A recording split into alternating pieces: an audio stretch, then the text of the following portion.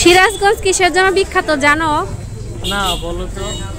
সিরাজগঞ্জ হচ্ছে পান্তুয়া মিষ্টির জন্য বিখ্যাত। আজকে চলো তোমাকে পান্তুয়া মিষ্টি খাওয়াবো। কালারটা কি সুন্দর আছে। সো হ্যালো এভরিওয়ান, আজকে আমরা চলে এসেছি পান্তুয়া মিষ্টি খেতে। সিরাজগঞ্জের বিখ্যাত পান্তুয়া মিষ্টি, রনি মিষ্টান্ন ভান্ডার। নো নো নো, ঐতিহ্যবাহী মিষ্টি খেতে চলে এসেছি ভোলানাথের সেই পুরনো দোকানে। বাঁশতলার পুরনো বাজারে এই দোকানটি অবস্থিত। কারিগররা এই মিষ্টি বানিয়েই সারতে পারছে না, এত বেশি চাহিদা এই মিষ্টির। এগুলা কি আপনারা শুধুই দেন না? ঘি দিয়ে বাজেন না? ঘি আর তেল নাকি শুধু ঘি?